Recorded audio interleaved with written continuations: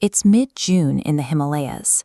This is the height of the pilgrimage season, a time when the narrow trails leading into the Kedarnath Valley are crowded with thousands of people moving toward a single point. Look at the sheer volume of people. Thousands are packed into the courtyard of the Kedarnath temple, standing shoulder to shoulder under a clear blue sky. Within this crowd is a young volunteer carrying his father's prayer beads, looking for a sense of peace. Nearby, an elderly couple navigates the stone steps, finally completing a journey they have planned for decades. Despite standing only inches apart, these people are functionally invisible to one another. Each is locked in their own private world of devotion, completely unaware of the strangers surrounding them. But a local guide standing near the riverbank sees something the pilgrims don't. He notices the river's velocity has spiked, and the air has taken on a heavy, oppressive stillness as the pressure drops. While the valley remains calm, a massive storm system is gathering around the peaks, cutting off the sun and swallowing the mountaintops in gray. There is often a terrifying gap between the moment a natural trigger occurs and the moment humans realize they are in its path. Experts call this disaster latency, a period of minutes or hours where the threat is already active, but the victims are still living their normal lives.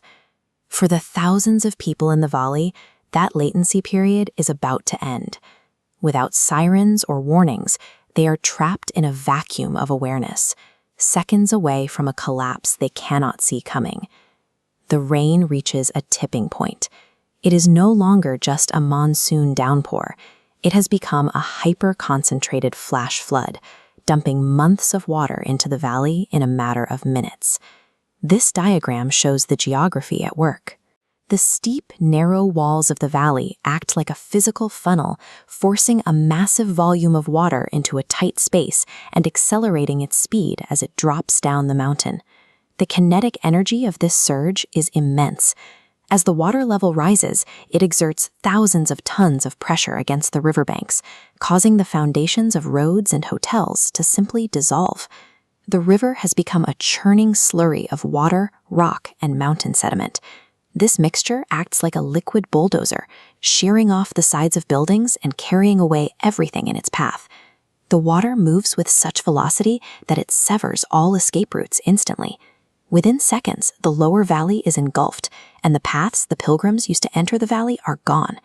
In this environment, the usual safeguards of modern life vanish. Plans, hierarchies, and the physical walls of the town are replaced by the indifferent force of the river. As the flood hits the temple square, the crowd breaks. The young volunteer, the elderly couple, and the guide are thrown together by the rising water, isolated from the rest of the survivors. The guide spots the young man struggling in the current.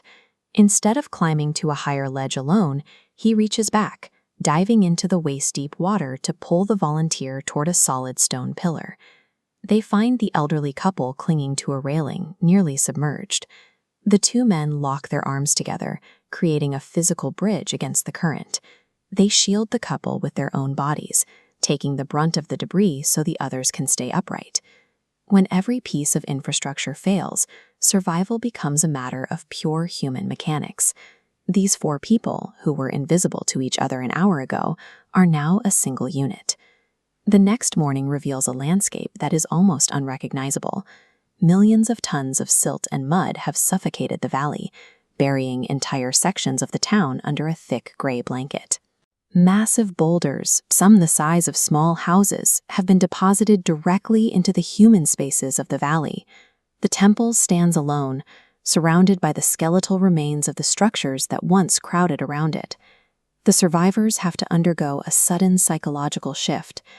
The adrenaline of the initial escape is gone, replaced by the grim reality of being stranded in a ruined, freezing environment with no shelter. Escaping the water was about quick reflexes, but surviving this aftermath is a different test, one of sheer endurance against a landscape that has become entirely hostile to human life. Rescue operations are forced to work in high-risk conditions. Pilots have to balance their skids on loose rock and shifting silt, just feet away from the rapids to pull people out of the valley.